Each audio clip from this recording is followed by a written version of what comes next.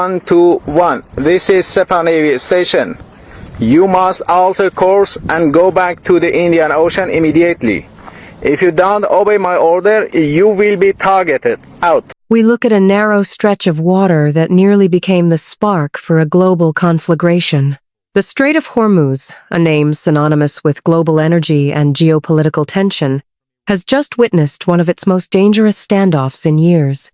New details emerging from Iranian state media claim that naval forces of the Islamic Revolutionary Guard Corps, or IRGC, recently engaged in a high-stakes game of chicken with the United States Navy. This wasn't just a verbal exchange. According to reports, the IRGC locked 16 cruise missiles onto 2 American warships, the USS Michael Murphy and the USS Frankie Peterson. The message from the Iranian station was chilling: alter course, or you will be targeted. Let's break down those critical moments.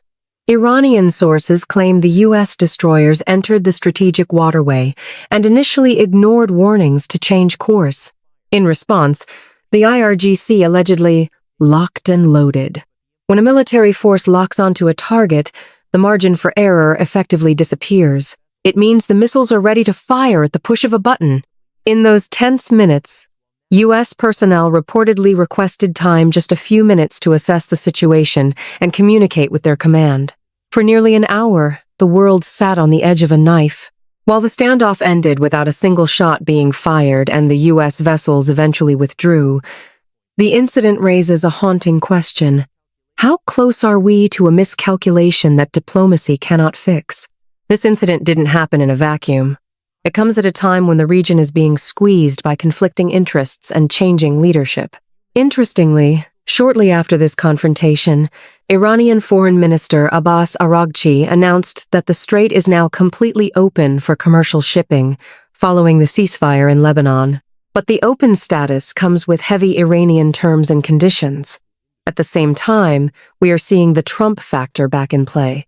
President-elect Donald Trump recently commented on the situation, thanking Iran for the reopening while simultaneously maintaining a military blockade of Iranian ports. Trump's strategy appears clear. Use naval pressure to cripple Iran's export revenues, estimated at $13 billion annually, while keeping the vital oil routes open for the rest of the world. Why does this 1-mile-wide passage matter so much to you?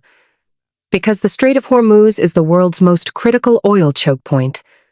When these waters close, global energy prices skyrocket. We've already seen Iran halt its own petrochemical exports to stabilize its domestic market after its production hubs were targeted by Israeli strikes. The U.S. is betting that a blockade will force Tehran to the negotiating table. Iran, meanwhile, is using its proximity to the strait to show that it can still reach out and touch the most advanced warships in the world. As one analyst put it, in these waters, diplomacy moves slowly, but missiles lock fast. Is this a show of strength, or a warning of a coming storm? For now, the ships have pulled back and the tankers are moving again. But as long as locked missiles are the primary language of communication in the strait, the peace remains fragile. We will continue to track this developing story.